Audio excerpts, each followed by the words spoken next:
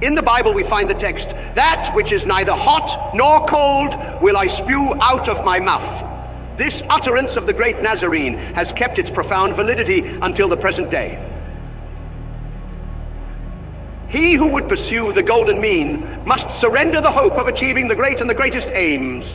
Until the present day, the half-hearted and the lukewarm have remained the curse of Germany. To the half-heartedness and weakness of the parties in Parliament was added the half-heartedness of government. So notice everything stood under the sign of half-heartedness and lukewarmness, even the fight for existence in the World War, and still more the conclusion of peace. And now the continuation of the half-hearted policy of those days holds the field. The people, inwardly united in the hard struggle in the trenches, there were neither parties nor confessions, has been torn asunder through the economics of profiteers and knaves. Appeasement and the settlement of differences would certainly soon be there, if only one were to hang the whole crew. But profiteers and knaves are, of course, citizens of the state, and what is more important still, they are adherents of the religion, which is hallowed by the Talmud. Even today, we are the least loved people on earth.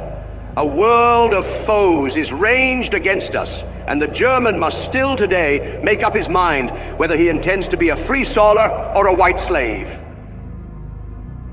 The only possible conditions under which a German state can develop at all must therefore be the unification of all Germans in Europe, education towards a national consciousness, and readiness to place the whole national strength without exception in the service of the nation. No economic policy is possible without a sword, no industrialization without power. Today we have no longer any sword grasped in our fist. How can we have a successful economic policy? England has fully recognized this primary maxim in the healthy life of state.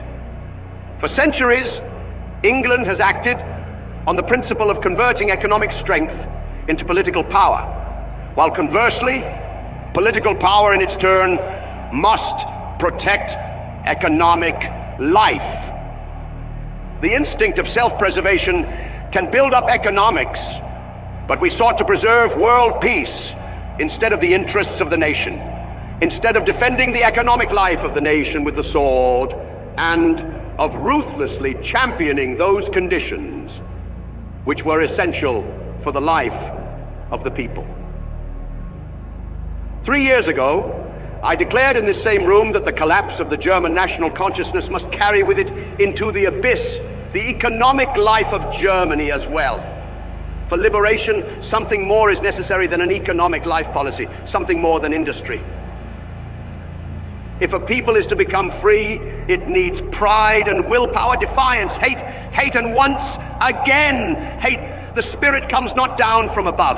That spirit which is to purify Germany, which with its iron besom is to purify the great sty of democracy. To do that is the task of our movement. The movement must not rust away in Parliament. It must not spend itself in superfluous battles of words, but the banner with the white circle and the black swastika will be hoisted over the whole of Germany on the day which shall mark the liberation of our whole people.